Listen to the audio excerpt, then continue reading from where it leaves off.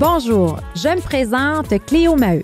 J'ai la chance d'accompagner depuis des années des entrepreneurs dans la croissance de leur entreprise et j'avais envie de partager leur histoire, leur parcours souvent atypique.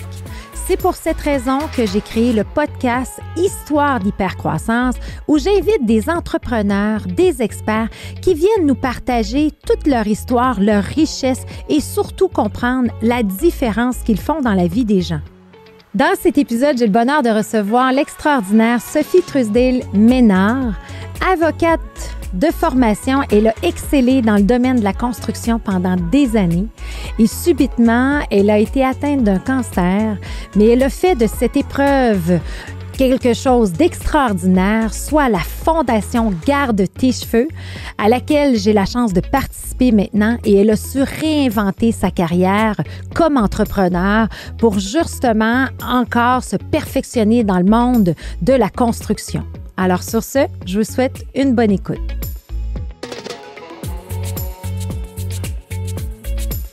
Aujourd'hui, on reçoit une personne qui m'est très chère à mes yeux et qui a accepté de venir sur le podcast. Sophie Truesdale-Ménard, bienvenue. Merci. Très contente que tu sois là. Écoute, il y a un an, on ne se connaissait pas. Mais il y a des événements malheureux qui sont arrivés dans notre vie, mais qui finalement, pour reprendre le titre de notre collègue et son livre « Un cancer en cadeau », t'es un beau cadeau qui m'est arrivé dans ma vie dans la dernière année. Toi aussi dans la mienne. Mais très contente que tu sois ici parce que ce que je souhaite faire avec le podcast Histoire d'hypercroissance, le mot histoire est très important et tu as une super belle histoire, mais histoire comme avocate et d'évoluer dans un monde d'hommes et tout. Et à un moment donné, l'adversité a frappé dans ta vie et tu as même créé la fondation Garde tes cheveux. Et aujourd'hui, je suis très fière de dire, je suis à 3 mois post-chimio et j'ai tous mes cheveux grâce à toi, ma chère. Ça me fait bien plaisir de voir ça. C'est ça. Alors, tu sais, d'être capable de, tu sais, comme on dit, de changer le visage du cancer un cheveu à la fois. Alors, on va avoir plein de sujets de discussion qui nous passionnent les deux. Et entre autres aussi, dans l'adversité, oui, tu as créé la fondation, mais tu as décidé de partir ta propre entreprise, de te spécialiser dans le droit des affaires tout en construction. Tu viens d'être nommé fellow pour, rappelle-moi le nom. Le Canadian College of Construction Lawyers, donc le Collège canadien des avocats en droit de la construction. Fait que là, on vient de te nominer pour ça. Mm-hmm. Et les gens qui t'ont nominé ne savaient même pas à ce moment-là que tu avais vécu des moments difficiles avec un cancer du sein et tout. Alors, tu as beaucoup à nous apprendre, puis j'en parle, puis je suis déjà pleine de frissons, puis je te trouve inspirante. Mais la belle Sophie, elle vient d'où? C'est quoi ton background? Je veux te connaître. OK. Ben moi, je viens d'une famille de juristes, en fait. J'ai été élevée sur la rive sud de Montréal.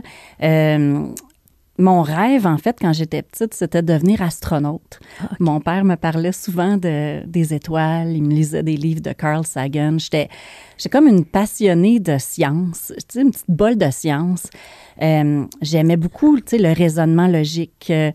Puis, tu sais, il y a un peu de ça aussi dans le droit. Hein? C'est une façon d'organiser la pensée, le raisonnement.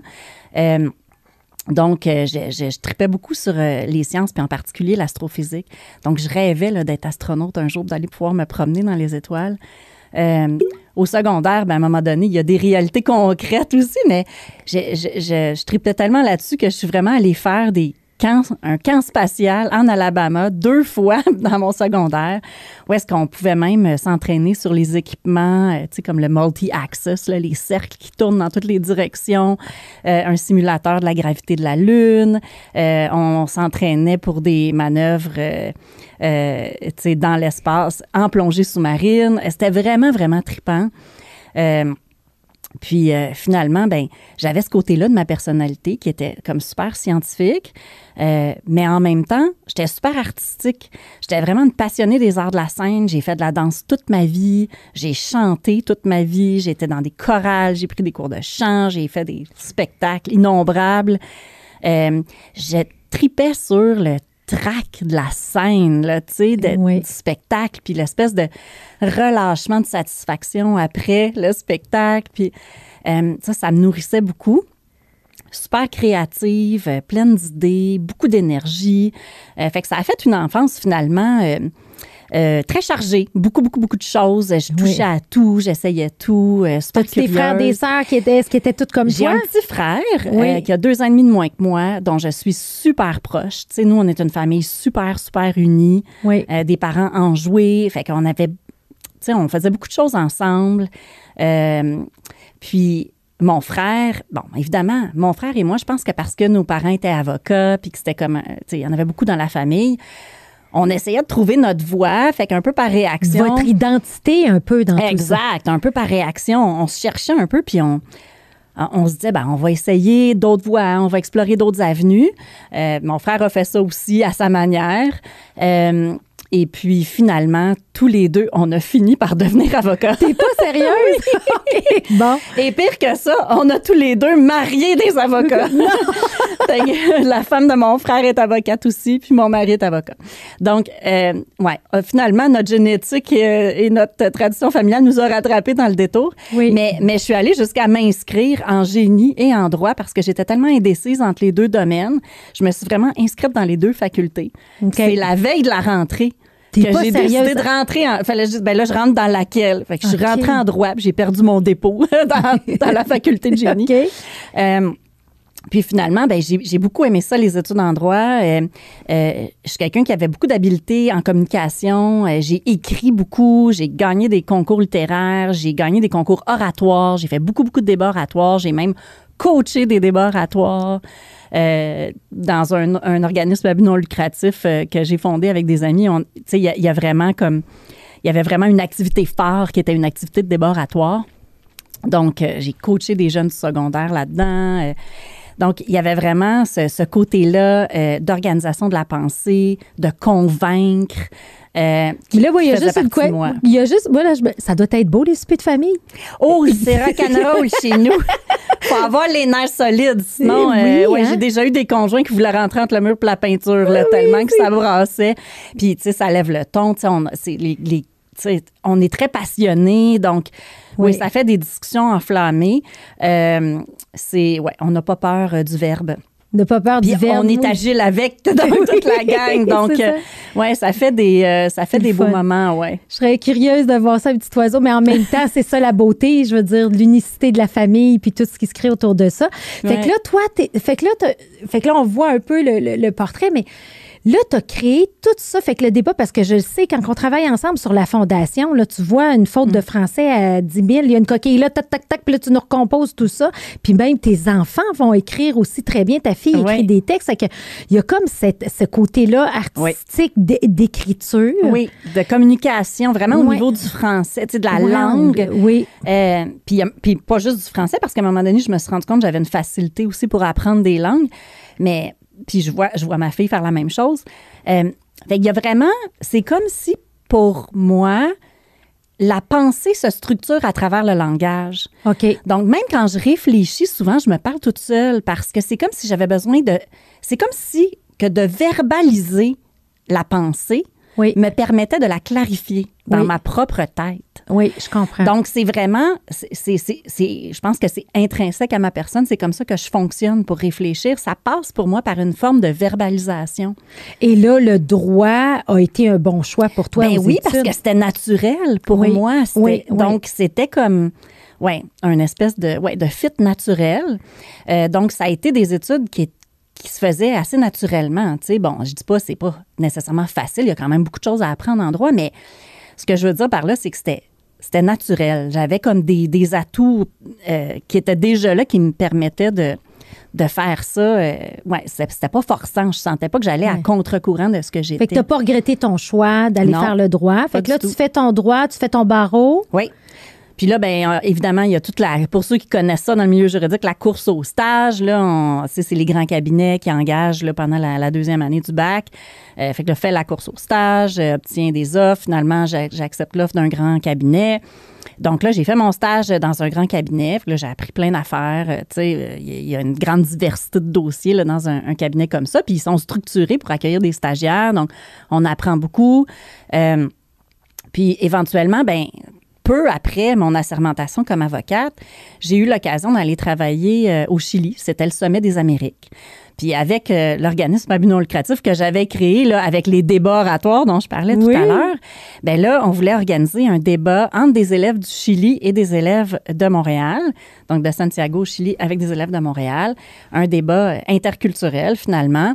Et donc, dans le cadre du Sommet des Amériques qui se tenait à Santiago, au Chili, cette année-là, ben, j'ai été la déléguée. Je me suis rendue là-bas pour organiser à partir de là-bas pendant que l'équipe ici de... Mais explique-moi donc, parce que moi, je connais pas cet univers-là, là, mais c'est quoi organiser un débat interculturel? Ça ressemble à quoi? C'est quoi? Ben là, c'était des jeunes du deuxième cycle du secondaire, donc quand même assez articulés, là, autour de 15 ans. Puis, on avait une mise en situation là, vraiment qui était sur l'éducation, en fait. Et puis, donc, moi, j'allais là-bas pour rencontrer le personnel et des élèves de l'école là-bas au Chili qui allaient participer au débat. Puis les aider à apprivoiser la formule de débat qu'on allait utiliser, puis travailler avec eux, le sujet, puis l'organisation à partir de là-bas, donc faire les contacts avec les délégués de la délégation québécoise, de l'ambassade canadienne, trouver la salle où on allait faire ça, le système de visioconférence, parce qu'on le faisait par visioconférence, bien avant qu'on devienne familier avec ça. C'était compliqué là, d'obtenir des services de visioconférence. Ça fait combien d'années de ça, quoi? Une vingtaine d'années, peut-être? Ah, oui, au moins. Même un peu plus. Wow.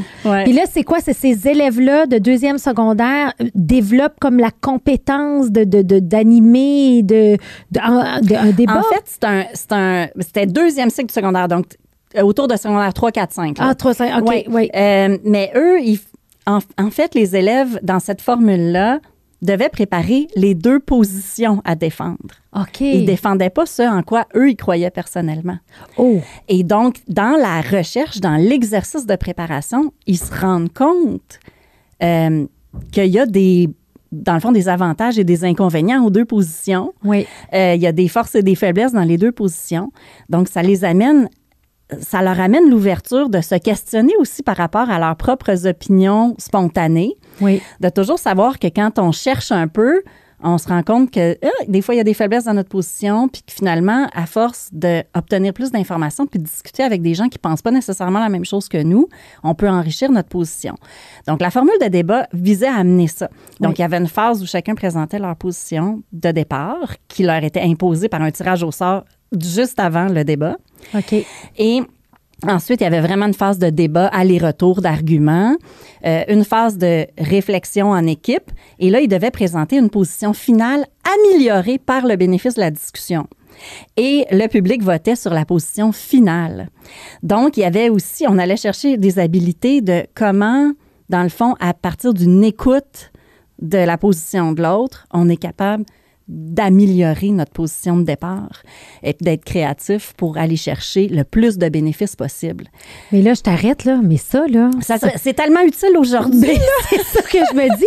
C'est parce que des équipes qui s'entendent pas, ne prends aussi basique que dans une entreprise, les ventes qui s'entendent pas avec les opérations, on devrait faire un débat, puis les opérations qui donnent les arguments de vente qui donnent les arguments des opérations, pour juste peut-être être plus conciliant en bout de ligne. Puis qui s'écoute, puis après ça, qui travaille sur une solution de compromis. Wow! Puis toi, tu faisais ça, tu as créé ça comme ça, puis tu tripais là-dessus. Là. Bien, cette formule-là avait été créée par d'autres, là, puis on a repris ça.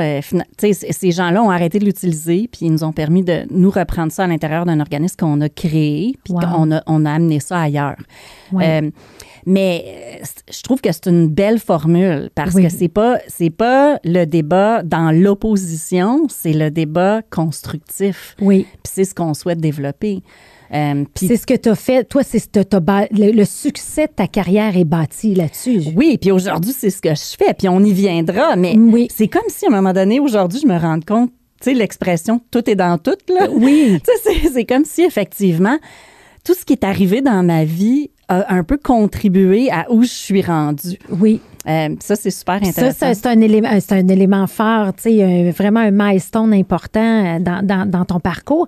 Et là, tu organises ça, tu es à San Diego, mais là, tu étudies en droit à ce moment-là, non? Oui, je suis étudiante. Oui. Je suis étudiante, donc c'est aussi cohérent avec la formation que je fais.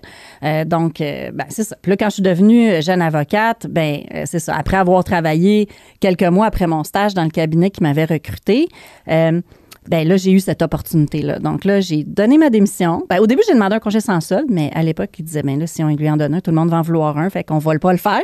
Fait qu'on dirait, applique quand tu reviendras. OK. Mais j'ai eu le courage de lâcher ma job puis de partir. Fait que je suis partie 4 mois au Chili. J'ai organisé ça. J'ai pris un petit peu de temps à la fin pour moi, pour visiter le pays, tout ça. Et puis, au retour, là, je me suis dit, là, je vais me retrouver une job en droit.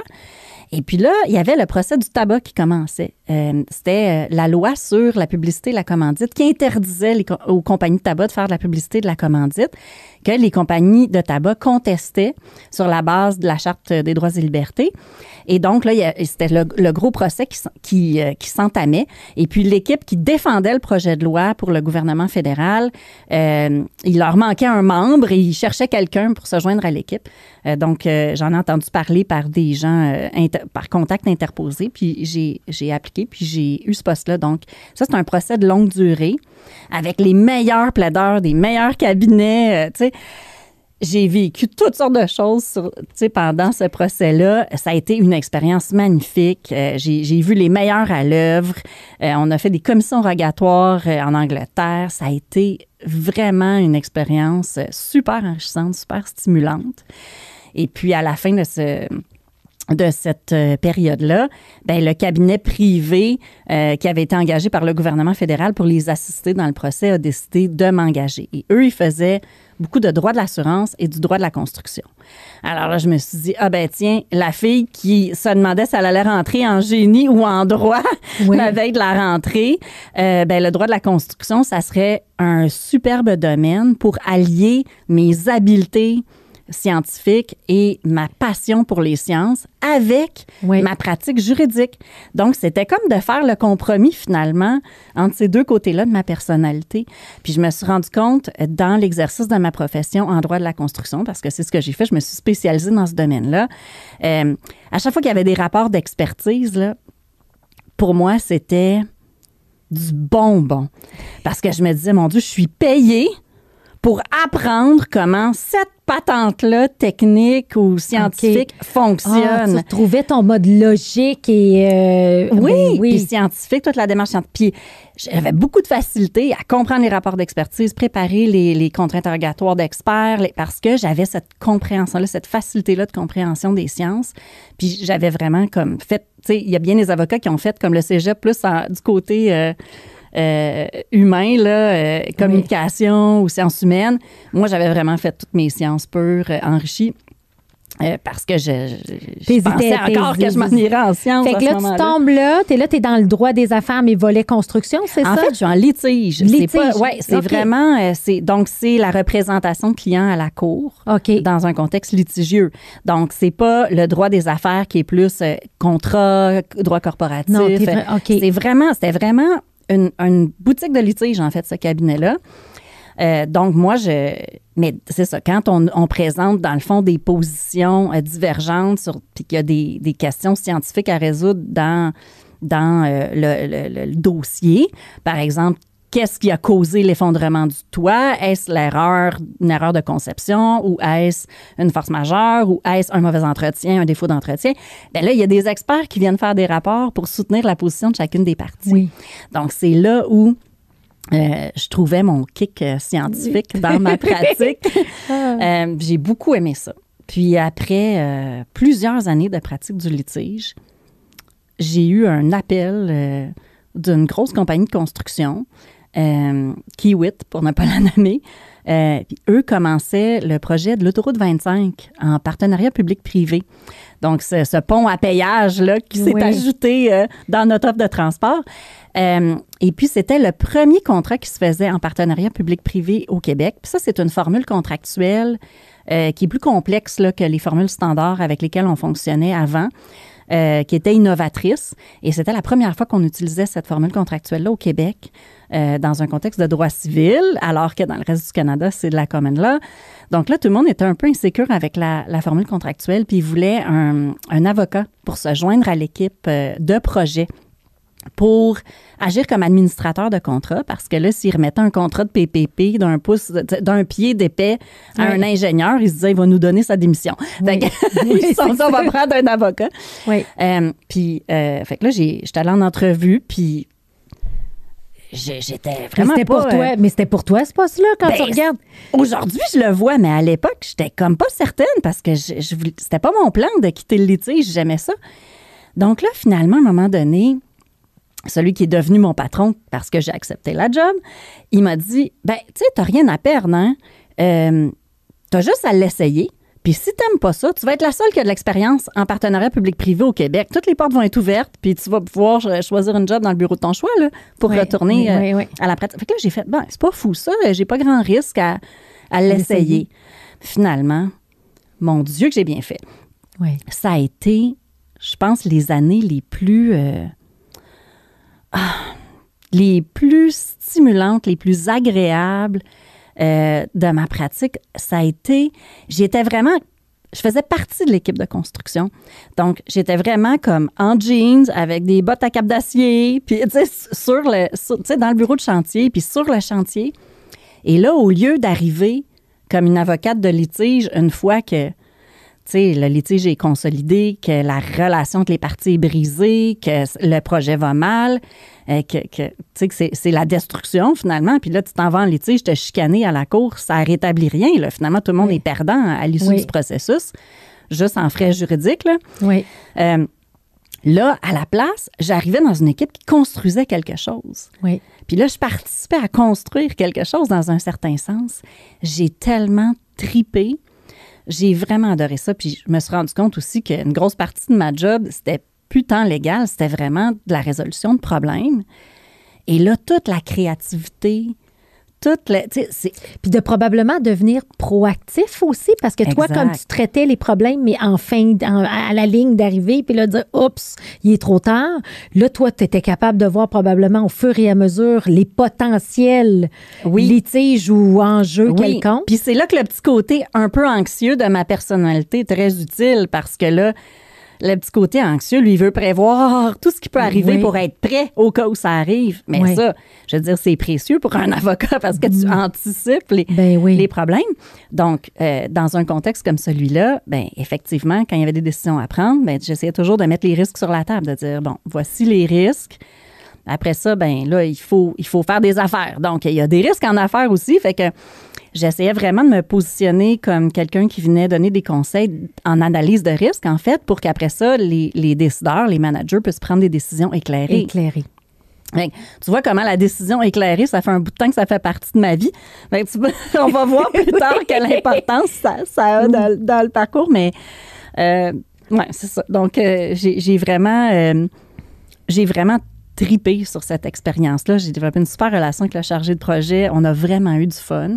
Ça a duré combien de temps, ça? Là, j'ai été à peu près 2 ans et demi dans ce poste-là, mais là, il y avait un autre projet de construction plus personnel qui s'est mis en branle au même moment, qui était de concevoir des jumelles identiques. Oui. Donc, à un moment donné, il a fallu que je parte en congé de maternité. Oui. Donc, je suis partie en congé de maternité. Puis, à mon retour, là, le projet était presque terminé. Donc, Kiewit a décidé de m'engager dans son contentieux. Donc, vraiment dans son équipe légale. Donc, plutôt que d'être comme un personnel de projet, un membre du personnel du projet, là, je devenais vraiment comme un avocat dans le contentieux de Kiewit. Donc, c'est un travail différent. C'est vraiment un travail vraiment plus proche du droit, plus proche du travail de juriste. Mais c'était une belle marque de confiance aussi qui m'offre ce poste-là. Et puis, j'ai décidé de l'accepter. Et puis, là, j'ai passé, dans le fond, une clôture là, entre l'équipe chantier puis vraiment les services en même temps, ça devait corporatifs. tellement t'amener une meilleure perspective puis une meilleure compréhension que d'arriver juste comme projeté, catapulté comme avocat là versus tu le vis dans le chantier. Exactement. Ben oui. Et puis, je pense que c'est ça qui a fait ma popularité d'emblée à l'intérieur de l'entreprise auprès de mes clients internes. Parce que mes clients internes, c'est des gars de construction qui veulent faire de la business. Oui. Fait qu'ils veulent pas d'un avocat qui va leur mettre des bâtons dans les roues puis les empêcher d'avancer. On est là pour être en soutien aux opérations, pas pour être un frein. Oui. Donc, on est là pour trouver des solutions, pas pour soulever des problèmes. Donc, moi, j'arrivais vraiment avec cette attitude-là de comment je peux vous aider à minimiser les risques le plus possible. Déjà, les identifier, les minimiser le plus possible, trouver des solutions, trouver des stratégies, puis être un soutien à vos opérations. Puis ce positionnement-là faisait de moi vraiment... Puis je comprenais leur réalité. Oui. Donc, puis je me déplaçais volontiers sur les chantiers. Moi, j'aurais payé pour avoir une visite guidée des chantiers. Oui. Là, j'étais payée pour aller visiter les chantiers. J'en revenais pas de ma chance. Puis mes collègues étaient pas... J'étais la seule avocate là, dans l'Est du Canada. Il y avait un bureau à Calgary. Puis sinon, c'était aux États-Unis. Donc, j'avais vraiment une pleine latitude, puis je pouvais, je donnais mes services comme moi, je pensais que je devais les donner. C'était super populaire. T'es comme un peu une entrepreneur, en quelque sorte, là, tu sais. Ben, à ce moment-là, je le voyais pas du tout comme ça. Non. Mais c'est vrai qu'aujourd'hui, on pourrait dire que dans une certaine mesure, je faisais partie d'une équipe qui faisait de la business, en fait. Exact. Je faisais partie d'une entreprise, puis effectivement... Tu avais ton rôle clé à jouer là-dedans pour supporter la croissance. Exactement. Et les projets. Ouais. Et puis, à un moment donné, ils ont reconnu ce rôle clé-là en m'offrant l'actionnariat. Donc, je suis devenue actionnaire de la compagnie, qui est aussi une belle reconnaissance. Et puis, j'ai été 11 ans, finalement, chez Kiewit. Et j'étais devenue, à la fin, ce qu'ils appelaient Assistant General Counsel. Donc, j'étais vraiment une avocate, une des avocates principales, conseillère dans l'entreprise. Incluant, puis là, non seulement tu as eu 2 belles jumelles, des belles jumelles, mais tu as un petit garçon aussi qui est arrivé par après. Oui, fait que pendant que j'étais au département légal de Kiewit, on est fous de même, on a eu des jumelles identiques, mais ça a super bien été, fait qu'on a décidé de se relancer pour un autre. Puis là, on a eu notre petit Victor, 3 ans et demi après les filles. Et puis, là, on a trouvé ça reposant, finalement, d'avoir juste un bébé à la fois. Oui, hein? Mais là, en fait, on en avait 3, là, rendu. On avait 3, mais le 1 devait être pas mal plus facile. Ça. Fait grosse carrière, les deux, tu sais, autant, tu sais, ton mari avocat aussi, tout ça. Alors, grosse carrière, des enfants, ça roule. Là, t'atteins comme un summum, là, tu sais, dans une belle entreprise, très grande entreprise. Et là, il y a un événement malheureux qui se présente. Oui. Là, j'ai eu 40 ans. Puis à 40 ans, je me souviens qu'à ma fête, j'ai dit... c'est presque indécent d'être heureux comme ça. J'ai accompli tous mes objectifs. J'ai dépassé, en fait, mes rêves les plus fous. J'ai une belle famille, une relation de couple saine dans laquelle je suis bien. J'ai une carrière qui me plaît, où je me sens valorisée, stimulée, où j'apprends. Tu sais, on a une maison, on n'a pas de soucis financiers. Je suis en santé. Tu sais, c'était merveilleux. Et puis, quelques mois plus tard, j'ai senti une masse dans mon sein. Et puis, il y avait eu une amie d'une amie là, qui était passée dans ma vie quelques mois avant, qui avait vécu un cancer du sein. Puis on dirait que ça m'avait comme allumée sur ce risque-là. Donc, je pense que ça a fait de moi une personne plus attentive. Puis, je pense que c'est justement, ça m'a porté à faire mon auto-examen des seins, ce que je faisais pas avant. Puis c'est comme ça que j'ai découvert éventuellement la masse. Donc là, je suis allée consulter. Finalement, il s'est avéré que c'était pas une masse, c'était 4 masses. Donc, c'était déjà pas mal avancé. Grande taille de masse. Et puis, plus on est jeune, plus notre système, plus notre division cellulaire est énergique. Malheureusement, ça fait que le cancer est plus agressif souvent. Donc, finalement, le plan de traitement qui m'était proposé était quand même costaud. On parlait d'un 6 mois de chimiothérapie suivi d'une mastectomie totale. Puis là, pour une reconstruction du sein, il y avait d'autres chirurgies associées à ça. Puis on me suggérait aussi une radiothérapie par la suite. Donc, je suis tombée en congé de maladie, en fait. Et puis là, j'ai décidé de me concentrer sur ce plan de traitement-là. Donc, pour m'assurer que j'allais rester en vie, pour que mes enfants aient une maman, parce que Victor avait 3 ans quand j'ai eu mon diagnostic, puis les filles avaient 7 ans. Donc, c'était très difficile. Finalement, J'ai fait le plan de traitement en prenant soin de moi. J'ai continué à m'entraîner pendant les traitements, à danser, à faire du sport. Je pense que ça m'a aidé à garder une bonne énergie. Et puis moi, avec la chimiothérapie, je voulais pas perdre mes cheveux parce que je voulais pas en fait être étiquetée comme la pauvre madame qui a le cancer. Oh mon Dieu, avec des enfants si jeunes, c'est donc terrible. Moi, je me voyais pas comme une pauvre madame, là. Oui. Puis je voulais pas voir ça dans les yeux des gens. Je voulais pas voir le malaise. Je voulais pas voir la détresse. Je voulais pas qu'on ait ce rappel constant de la maladie dans notre foyer. Je voulais pas que mes enfants disent au service de garde qu'ils n'avaient pas le goût de rentrer à la maison parce que quand ils voyaient maman pas de cheveux, ils avaient peur qu'elle meure. Je voulais pas ça. Tu voulais continuer ta vie le plus normalement possible. Exact. Je voulais continuer à vivre, puis je voulais continuer à avoir des moments où j'oubliais la maladie. Oui. Je voulais rester active. Je voulais pas avoir des fois le réflexe d'éviter de sortir ou de faire une activité ou une autre parce que je craignais le regard des gens. Je voulais pas attirer l'attention sur ma situation. Je voulais pouvoir choisir à qui j'en parlais. Oui. Puis quand j'en parlais. Oui. Et puis, je suis une personne qui aime contrôler, parce que clairement, avec toutes ces habilités-là, ça veut dire qu'on on contrôle l'horaire, puis qu'on est efficace, puis ça prend un certain contrôle. Puis là, quand on a un diagnostic comme ça, puis qu'on n'est pas dans le milieu de la santé, il y a une perte de contrôle énorme. Oui. C'est comme si l'équipe médicale prenait le contrôle de notre vie. Et ça, pour moi, c'est une position intolérable. Donc, l'amie de l'amie qui m'avait amenée à la vigilance, elle avait utilisé des casques réfrigérants pour garder ses cheveux pendant la chimiothérapie. C'est comme ça que j'ai su que ça existait. Oui. Donc, c'est grâce à elle, finalement, que j'ai eu cette idée-là. Puis je me suis dit, tiens, je l'ai appelée. J'ai dit, en quoi ça consiste exactement? Elle m'a expliqué ça. J'ai dit, je vais faire ça. Donc, elle m'a donné son contact. À l'époque, il fallait faire venir les casques des États-Unis. C'était quand même costaud comme organisation à mettre en place. Mon mari est sauté dans le projet parce que lui se sentait super impuissant face à ma situation, face à ma douleur. Il aurait donc voulu prendre une partie de ma souffrance, puis malheureusement, ça se partage pas facilement, ces choses-là.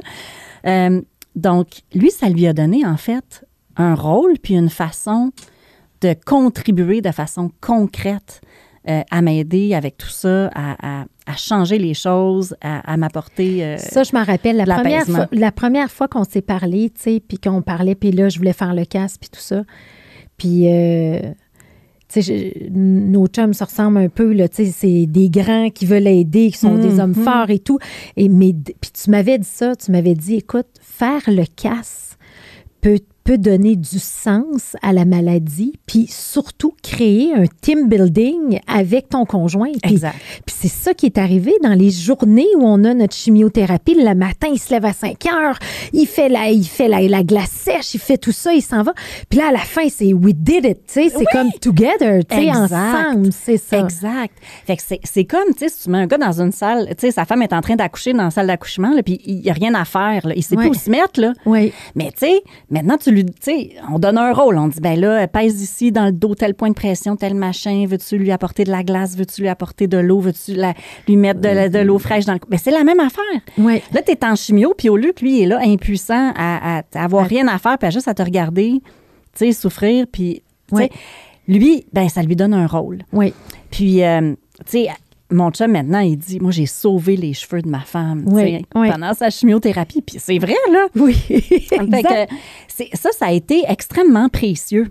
Oui. Puis même pour moi, c'était une façon aussi d'avoir du contrôle dans le plan de traitement. Parce qu'on se sent vraiment impuissant. Quand t'as tout ça, puis t'es dans l'attente, puis tu sais pas ce qui t'attend, mais là, au moins, cette journée-là, watch out, ça va rouler. C'est ça.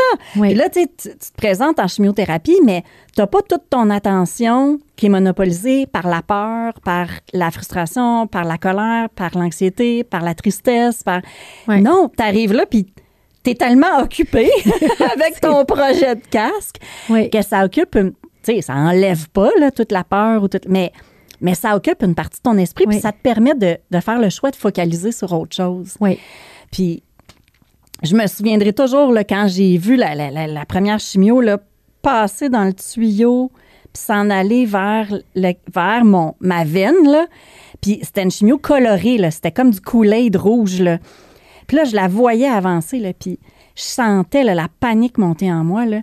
Puis là, mon chum, il m'a dit « Changement de casque! » Ça a tout amené mon attention ailleurs, comprends-tu? Oui, Puis là, ça m'a enlevé de cette... Oui, tu sais, oui.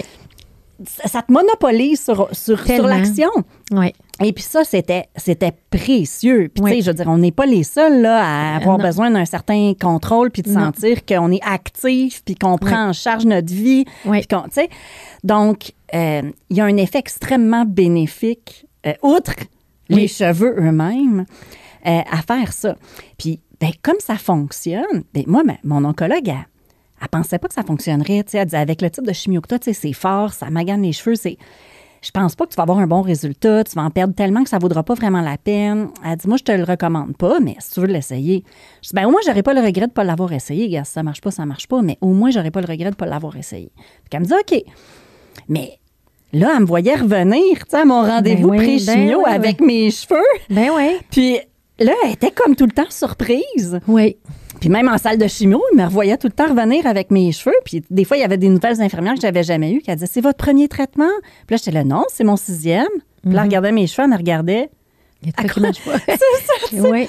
Fait que, puis, mais tu sais, bon, c'est une curiosité, un peu le casque aussi dans la salle de chimio. Là, tu rouvres la glacière, il y a des émanations de glaçage qui sortent, la boucane. Tu sais, tout le monde est un peu curieux. Fait que les gens posaient des questions. Puis, mais c'est ça. Fait qu'on avait cette synergie-là, Patrick et moi, pendant la chimio, de changer les casques, vérifier la température, de notre routine, puis notre complicité à travers ça, qui a beaucoup marqué. Moi, je me souviens des infirmières qui, quand ça a été ma dernière chimio, là, c'était très émotionnel. Là, ils nous avaient vu passer à travers tout ça. Ils nous ont fait des super beaux témoignages de comment ils avaient trouvé que notre dynamique était inspirante.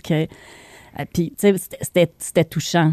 Oui, oui. Puis c'était touchant de voir que les gens réalisaient qu'il y avait cette possibilité-là parce que cette technique-là, en fait, était soit pas connue ou soit avait un peu mauvaise presse. C'est comme mon oncologue qui pensait que ça fonctionnerait pas. Donc là, finalement, c'est comme si, moi j'étais suivie au CHUM, c'est comme si au CHUM, ils voyaient une première histoire de réussite avec ce type de chimio. C'est pas mal l'ambassadrice, mais même moi qui a passé par là, il n'y a pas plus tard que, début d'année, j'ai dit que je ferais le casque, on m'a fait en voulant dire ça marchera pas. Puis un mois après, le médecin me voit, il me dit, c'est votre perruque? Je dis non, j'ai gardé mes cheveux grâce à garder tes cheveux, c'est comme le casque. C'est ça. Alors, fait que en fait, c'est là que toi, tu as vu le potentiel ou ce qu'il fallait faire pour aider d'autres femmes. Oui, parce que je me suis dit, moi, si j'avais pas eu cette fille-là qui l'avait fait avant moi puis qui m'en a parlé, si elle avait pas été sur mon chemin, cette fille-là, j'aurais jamais su que ça existait. Parce que personne n'en parle. Puis, tu sais, on va se le dire, là, tu l'as fait, Cléo, c'est pas nécessairement le fun d'avoir un casque à moins 35 sur la tête, puis c'est un paquet de troubles, là, puis c'est coûteux, puis c'est un investissement de temps, d'énergie, d'argent. À un moment donné, c'est pas nécessairement pour tout le monde. Mais moi, mon point, c'est pas que c'est pas parce que c'est pas nécessairement pour tout le monde qu'on devrait pas dire que ça existe. Il y a plein de monde pour qui ça ferait une énorme différence, puis qui savent pas que ça existe. Puis ça, c'est un problème, parce que ça te permet pas de faire un choix éclairé, t'as pas l'info. Exact, puis t'as 8 des femmes qui refusent, hein? C'est quoi la 8 des femmes qui refusent la chimio, qui choisissent un traitement moindre que ce qui est recommandé. Par de peur. Parce qu'ils veulent pas perdre leurs cheveux. Puis ça, c'est sans compter celles qui l'acceptent néanmoins, mais pour qui c'est un drame épouvantable. Puis il y a tous les cas aussi d'alopécie permanente. Puis ça, on n'en parle pas non plus. C'est qu'on pense que des cheveux, ça repousse, puis on nous dit que les cheveux, ça repousse, puis que c'est pas grave parce que ça repousse. Mais on oublie qu'il y a un certain pourcentage des femmes qui est assez important, qu'avec certains types de chimio, il y a un risque. Mais moi, le Taxotere, il y avait une des conséquences, c'est l'alopécie permanente. Puis, je veux dire, on parle de 10 pour une alopécie permanente, tu sais, puis jusqu'à 30 pour une alopécie partielle permanente. C'est considérable. Donc, le fait qu'on ne parle pas de ça, puis qu'on n'informe pas les patientes de ces risques-là et des solutions possibles, pour moi, dans ma conviction, puis ma mission d'offrir aux gens la possibilité de faire un choix éclairé, puis pour moi, c'était épouvantable, c'était inadmissible. Donc, je me suis dit, il faut absolument diffuser l'information sur cette technique-là, mais donnez-leur juste. Oui. Tu sais, oui, c'est moins 35, c'est pas le fun. Oui, c'est du trouble. Oui, il y a un coût. Oui, tu sais.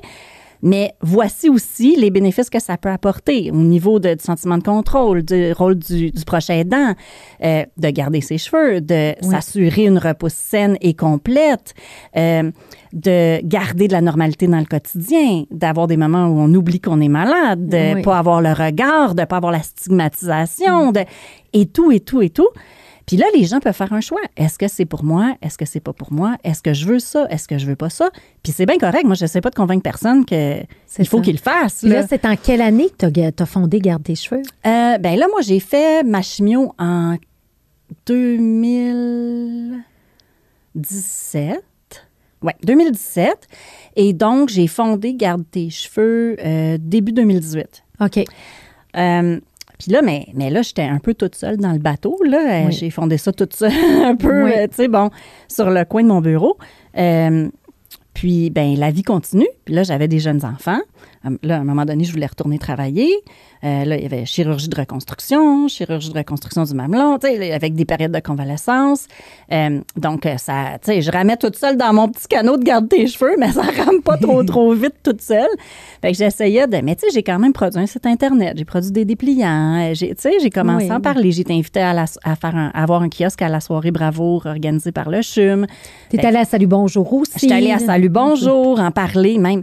À Salut Bonjour, là, ça a créé tellement de trafic sur le site Internet que le site a crashé temporairement. Fait que là, j'étais comme, oh mon Dieu! Finalement, bon, là, après ça, le site a repris, tu sais, le trafic s'est comme normalisé, stabilisé, puis ça... Mais, puis j'ai accompagné plein de femmes à travers ça. Puis moi, ben au début, je vivais énormément de colère puis de frustration parce que je me disais, pourquoi moi j'ai ça? J'ai un mode de vie sain, j'ai allaité mes enfants, j'ai aucun facteur de risque, j'ai pas de gêne, je mange sainement, je fais du sport. Pourquoi moi, à 40 ans, j'ai ça? Puis je cherchais pourquoi. À donner un sens à tout ça. Ben en fait, je cherchais pourquoi, puis je me suis rendu compte que j'aurais jamais de réponse. Fait que je me suis dit, tant qu'à pas comprendre pourquoi j'ai ça, le sens de tout ça, je vais donner un sens. Oui. Puis de fonder Garde tes cheveux, ça a été ma façon de donner un sens à cette expérience-là. Je me suis dit, ben je l'aurais vécu parce qu'il fallait que je crée Garde tes cheveux pour changer les choses, pour que les suivantes et suivants, hein, ça peut être utilisé par les hommes aussi, oui, exact. Puissent avoir l'information et la possibilité d'utiliser les casques pour garder leurs cheveux en chimiothérapie. Puis donc, ça a été ma façon de donner un sens à cette épreuve-là. Puis ça a permis d'apaiser en partie la colère, puis la frustration, puis le sentiment d'injustice qui était associé pour moi à ce diagnostic-là. Oui. Fait que là, on parle à la fondation, et là, c'est là que moi, quand ça m'est arrivé, un peu comme toi, attends une minute, là, c'est qui les acteurs, les joueurs clés dans ce domaine-là? Rencontre Sophie Reiss rencontre. Moi, je me dis, hey, moi, je veux aider, je veux que ce soit connu. Je savais même pas à l'époque si j'allais faire de la chimie ou pas. Donne tous les dons de mon sommet à Garde tes cheveux. Je vous découvre. Puis là, je me dis, mon Dieu, on est 4 filles rouges qui a de la drive. Ah, je suis pas toute seule à être de même. C'est ça. Oui, puis quand tu t'es joint à nous, ben j'avais déjà Sophie et Jasmine qui s'étaient joints à nous. Oui. Donc là, on était plus dans un canot. Là. On avait grossi déjà un peu. Et puis là, ben à plusieurs, ça avançait plus vite parce que pendant la période de pandémie, on va se le dire, c'était super compliqué parce que là, pas d'accompagnateur, changer les casques, tu sais, c'était... C'était comme pas le temps. Les hôpitaux n'avaient pas d'ouverture parce que c'était déjà compliqué de gérer ça en période de pandémie. Fait que ça a fait comme une espèce de pause, tu sais, où est-ce que c'est resté sur la glace, sans mauvais jeu de mots, sur la glace sèche pendant quelques années. Mais là, quand ça repartit, on dirait que là, c'est là que Sophie et Jasmine sont arrivées juste au bon moment. Oui. Quand tu sais, ça s'est atténué, les restrictions, puis qu'on a pu repartir. Puis là, ben, c'est comme ça qu'on t'a découvert, Cléo, puis que tu t'es jointe à nous, finalement, à notre équipe pour venir encore grossir notre embarcation, puis rajouter une paire de bras pour ramer avec nous. Mais c'est vraiment... c'est un grand plaisir de pouvoir partager cette mission-là avec des sœurs de saints qui sont passées par là, d'avoir une diversité d'idées autour de la table, d'expériences, d'expertise. C'est vraiment riche, puis ça avance vraiment plus vite, on va se le dire. Ça avance plus vite, oui. Puis il y a plein de belles choses qui s'en viennent pour la Fondation aussi. Oui, vraiment. Alors, on a vraiment défini la mission qui est changer le visage du cancer, un cheveu à la fois. Tu l'as dit tantôt, c'est souvent des coûts, il y a des coûts associés à ça. On veut vraiment créer... Là, on est en train de mettre les fondations pour récolter des dollars, mais l'idée, c'est d'avoir un impact sur les femmes, les aider. L'accessibilité aussi à cette technique-là. Donc, éventuellement, peut-être de l'aide financière, peut-être aussi essayer de convaincre les compagnies d'assurance de couvrir le parce qu'ils remboursent les perruques, mais pourquoi qu'ils ne rembourseraient pas le casque? Essayer de voir comment on peut peut-être avoir du soutien au niveau du ministère de la Santé pour faciliter l'usage des casques en centre hospitalier. Est-ce qu'on peut avoir... c'est ça, de l'aide financière pour des patientes qui n'auraient pas les moyens d'assumer le coût de la location. Est-ce qu'on peut avoir des rabais au niveau de la glace sèche? Il y a plein de choses qu'on peut faire pour venir aider l'accessibilité pour ceux et celles qui font le choix, en fait, d'utiliser cette technique-là. Et à la base, on veut se donner le devoir, en fait, d'éduquer et d'outiller pour un choix, tu sais, la clarté du choix comme toi, tu aurais vu. Parce qu'aujourd'hui, ils ne proposent pas d'emblée. La plupart des gens, tu sais, quand tu reçois le diagnostic, tu es tellement viré à l'envers qu'il y en a plein de gens qui vont dire, hey, regarde, moi, tu sais, puis qui embarquent là-dedans. Le médecin m'a dit, je vais perdre mes cheveux, c'est pas grave, au pire, je vais survivre, c'est correct. Mais ils sous-évaluent. Quand tu parles à ces femmes-là, 2-3 ans plus tard, ils vont dire, ben sais-tu quoi? Ce que j'ai trouvé le plus dur, c'est mes cheveux, ma perte de cheveux. Je l'entends tout le temps, ça, la perte de cheveux. Alors là, on veut outiller, former les gens de première ligne dans les réseaux de la santé, donner le droit aux femmes de choisir. Fait qu'on veut construire un site web où l'ensemble de l'information pour les accompagner dans ce choix-là va être là. Fait qu'il y a plein de belles choses, bref. Oui, parce qu'il y a l'accompagnement des patients, mais pour les équipes médicales, là, en onco, c'est une nouveauté aussi, là, puis ça a des impacts, là, tu sais, à un moment donné, s'il y a 8 patientes avec chacune leur glacière de glace sèche sur 10 dans une salle de chimio, ils vont chercher leur air, là, littéralement. Ben, c'est ça. À un moment donné, ça va être de voir aussi comment on peut aider les équipes en centre hospitalier à s'organiser pour faciliter les choses, tant pour le personnel hospitalier que l'organisation des soins que pour les usagers. Donc, il y a plein de solutions, là.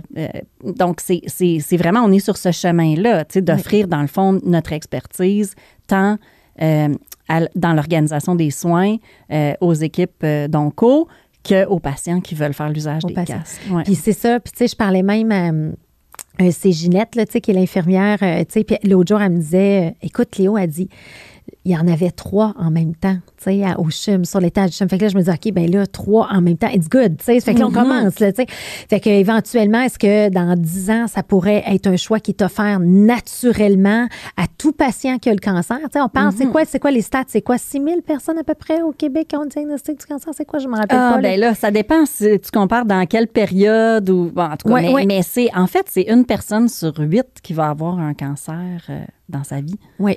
Ça, je veux dire, c'est beaucoup. Oui. Donc, à un moment donné, il faut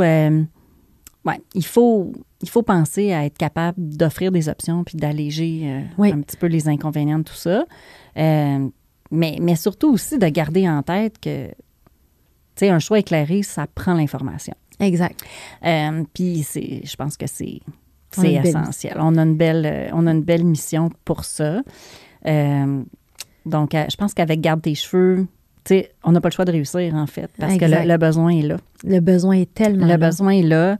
Puis à un moment donné, tout le monde va savoir que ça existe. Fait qu'à un moment donné, c'est la demande qui va créer le besoin aussi, puis il va falloir que tout le système s'adapte, là. Oui, moi, je pense qu'il va y avoir une force comme ça à un moment donné qui va entendre. En tout cas, c'est ce qu'on souhaite, puis on est vraiment mindé pour ça. Oui, puis on va être prête pour apporter des solutions quand on sera rendu là. Mais il y a déjà des hôpitaux où c'est rendu très, très...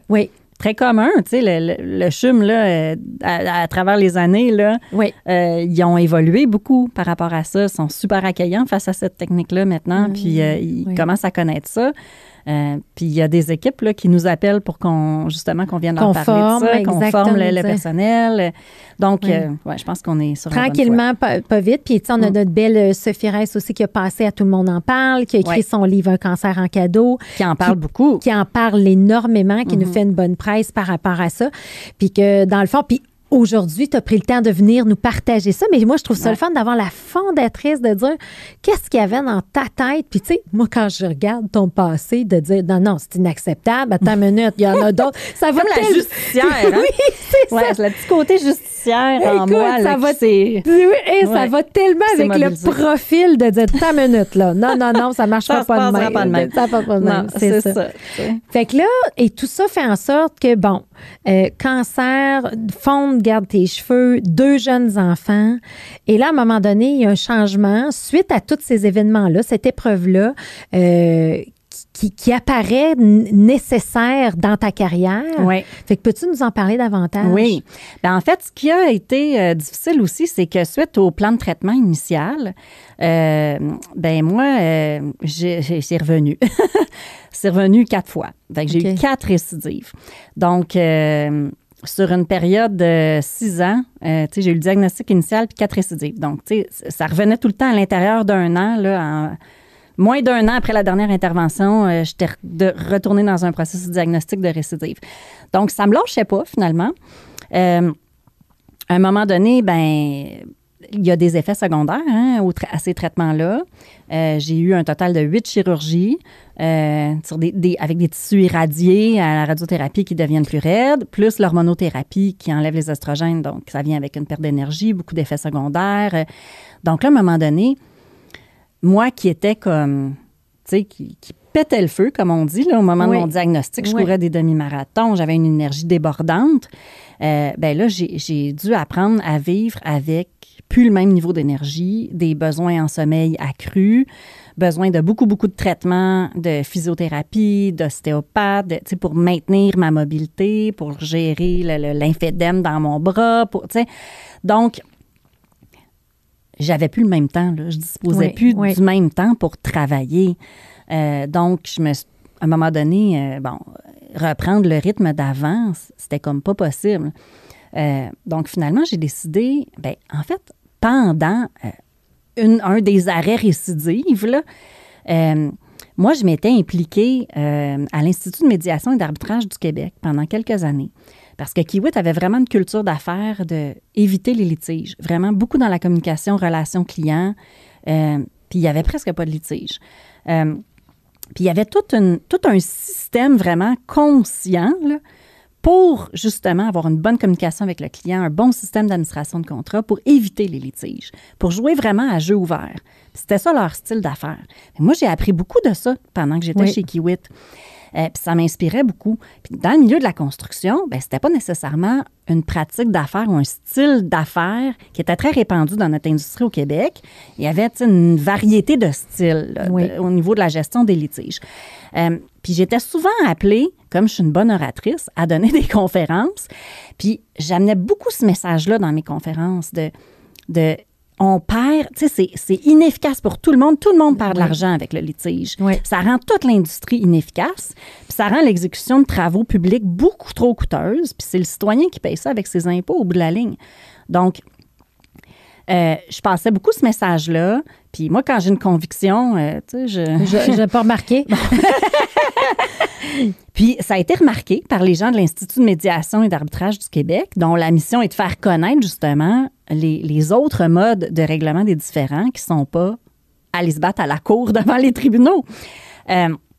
Donc, à un moment donné, j'ai eu un appel du président, quand j'étais encore chez Kiewit, du président de l'IMAC, qui me disait « Est-ce que tu te joindras à notre table sectorielle construction? » Je dis « Qu'en est-il? » Puis quand j'ai compris ce que c'était, j'ai dit « Oui, avec plaisir. » Donc, ça faisait quelques années que je m'impliquais à cette table-là. Donc, quand j'ai eu mon diagnostic, puis ma convalescence, puis tout ça, puis mon arrêt de travail, bien là, pour me désennuyer, j'ai appelé un des membres de la table avec qui je m'entendais super bien. Il est venu me porter des livres sur la médiation. Je me suis mis à lire un peu ça à la maison. Puis là, bien, poussé un peu par mes collègues, on dit « Pourquoi tu n'irais pas faire ton cours de médiation civile et commerciale? » Je dis « C'est un bon timing, je vais faire ça. Ça va me donner quelque chose à faire, puis me mobiliser dans... Tu sais, j'ai vraiment l'impression d'être à l'arrêt, là, en convalescence. En attente que ça passe. Tu sais, c'est ça, en attente de pouvoir recommencer à vivre. Là, c'était pas comme je suis en attente de recommencer à vivre.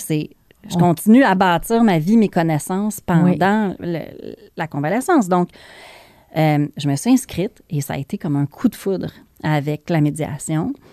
On dirait que ça venait... c'était comme un morceau de casse-tête qui fitait parfaitement naturellement avec les morceaux qui étaient déjà en place dans ma vie. Oui. Donc là, j'ai vraiment adoré ça. Je suis devenue médiatrice accréditée par l'IMAC. Et puis là, ben, quand il y a eu cette prise de conscience-là, puis le timing là, avec Kiwit, tout ça, entre 2 récidives, ça prend un changement. Ben là, je me suis dit, tiens, s'il faut faire un changement, ben, il faudrait que je crée la job parfaite en fonction de mes circonstances à moi. Donc, est-ce que je veux continuer à travailler des semaines de 50 heures? Non. Non. Parce que je veux pas couper, tu sais, je peux plus couper dans mon sommeil, je peux plus, tu sais, ça me prend plus de sommeil, donc là, j'ai moins de temps, j'ai tout le temps que je passe en soins, en physiothérapie, en ci, en ça, ben là, je peux, tu sais, à un moment donné, ça rentre plus dans l'horaire. Ben, tu as besoin d'une flexibilité. Oui, puis je voulais pas négliger mes enfants qui ont trouvé ça tout aussi difficile, là, d'avoir peur de perdre leur mère à travers tout ça. Donc, à un moment donné, je me suis dit, là, ça me prend une formule flexible où c'est moi qui est aux commandes, puis où je peux contrôler la quantité de travail, choisir ce que je fais, et puis que s'il y a des jours où ça va pas, ben ça va pas aujourd'hui, puis je le ferai à un autre moment, ou ça ira mieux demain, mais il fallait que je sois aux commandes. Donc, j'ai décidé de partir de ma propre pratique, puis de me spécialiser justement dans les modes de prévention et de règlement des différends, qui sont des alternatives au litige à la cour. Donc, c'est comme si j'avais vécu tout le côté litige à la cour, puis là, ben, j'avais décidé de passer de l'autre côté. Et donc, je suis passée de l'autre côté, du côté de la prévention et du règlement des différends. Donc là, j'ai décidé de m'inscrire au programme de prévention et règlement des différends de l'Université de Sherbrooke, qui est un programme très connu, je pense le programme le plus réputé du côté francophone au monde dans ce domaine-là, avec des enseignants extraordinaires, des cours vraiment intéressants. Donc là, j'ai décidé de me lancer à temps partiel dans un DESS. Donc, tu sais, à 1-2 cours par session. Tu sais, des fois, il y avait un cours qui c'était la première partie de la session, après ça, un autre, la deuxième partie. Tranquillement, pas vite, bien, j'ai fait cours après cours. J'ai pu faire créditer mon cours de médiation qui était déjà fait. Dans ce contexte-là, j'ai fait mon cours d'arbitrage. Je suis devenue arbitre accrédité aussi. Donc, au fil du temps, puis j'ai même pas attendu d'avoir fini ce programme d'études-là, j'ai tout de suite parti ma propre pratique. Puis j'ai dit, je vais commencer à offrir des services de PRD, donc de prévention et règlement, donc par la médiation, par l'arbitrage, dans le domaine de la construction, qui est ma spécialité. Puis là, ben, comme je voulais avoir de la flexibilité, ben, je voulais pas avoir plein de dépenses, des employés. Je voulais pouvoir mettre les activités sur pause au besoin si j'avais besoin de retourner faire un plan de traitement ou si j'avais une convalescence de chirurgie. Donc, j'ai décidé de me créer un bureau à la maison. Comme ça, ben, je limitais les dépenses, puis je pouvais moduler mon temps de travail puis mes revenus en fonction des circonstances. Au début, j'ai pris, en plus de prendre des mandats de médiation, d'arbitrage, tout ça, j'ai pris un petit peu de mandat de conseil. Ou, des fois, je refaisais de l'analyse de risque, un peu comme je faisais notamment chez Kiwit, pour meubler un peu le temps que je me fasse connaître dans ce milieu-là.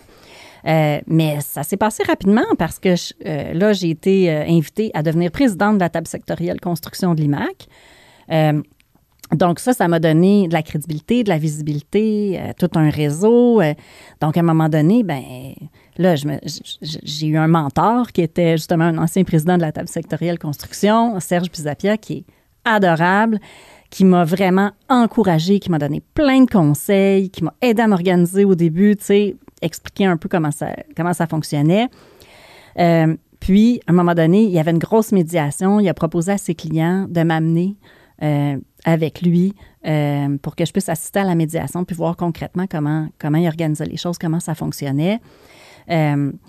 parce que c'est bien beau la formation, mais à un moment donné, ben, il y a l'expérience pratique aussi qui est précieuse. Fait que ses clients ont accepté, puis j'ai fait cette médiation-là avec lui. Ben, je l'ai accompagné, en fait, à la médiation.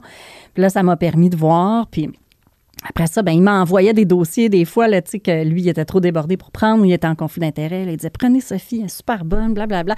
Puis, tu sais, il vendait ma salade. Oui. Puis, il m'envoyait de la business pour que je puisse, tu sais, faire mes premiers dossiers parce que c'est ça qui est le plus dur. Hein. Les gens veulent tout le temps quelqu'un d'expérimenté, mais il faut que tu prennes ton expérience quelque part. Fait que ça, c'était pour la médiation. Puis, pour l'arbitrage, j'ai joint le CCAC, qui est le Centre canadien d'arbitrage commercial. Puis eux offrent des services, notamment pour le plan de garantie des maisons neuves. Donc, quand il y a une construction de maison neuve, puis que le bénéficiaire de la garantie dit il y a des vices, ou, puis que là, ils ne s'entendent pas avec l'entrepreneur, ils peuvent faire appel à un service d'arbitrage.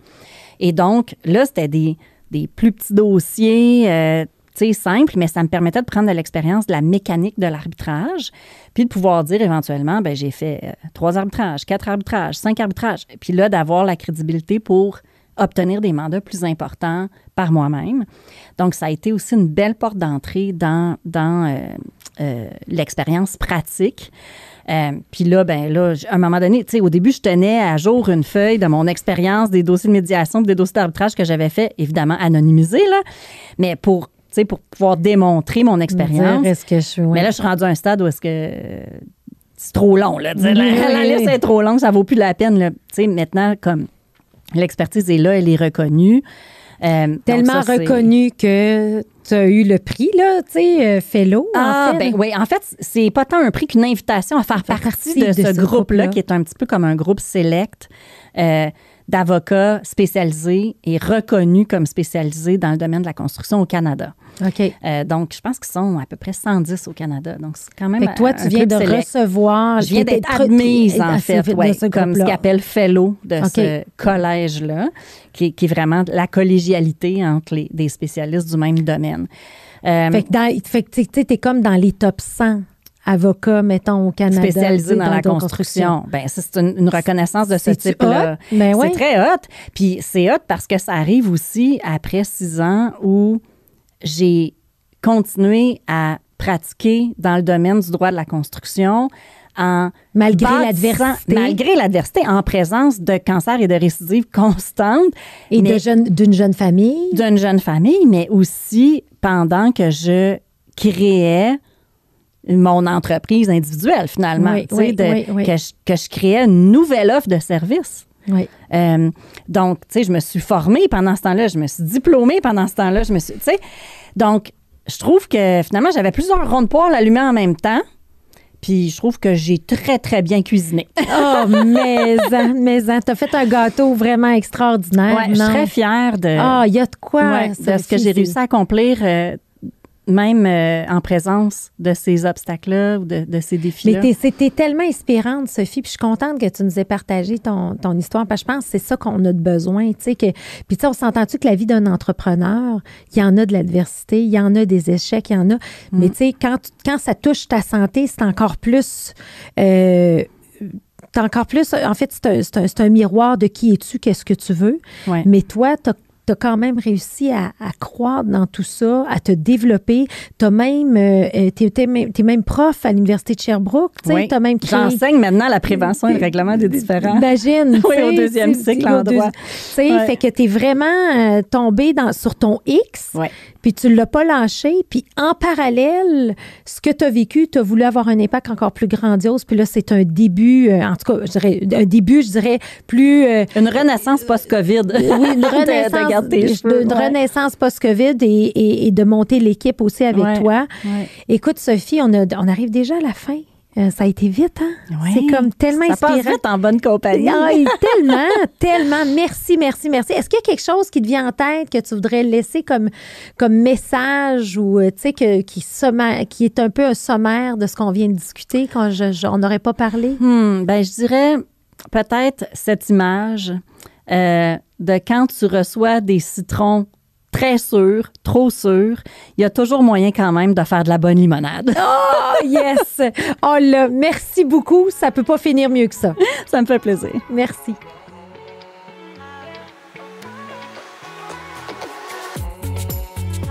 À noter que tous les épisodes sont disponibles en format audio sur les principales plateformes de podcast et aussi disponibles en format vidéo sur YouTube. Si ce podcast vous a inspiré, sachez que vous pouvez retrouver tous les outils utilisés par ces entrepreneurs à travers une boîte à outils que j'ai cumulée au fil des années. Tout simplement vous rendre sur hypercroissance.com/outils.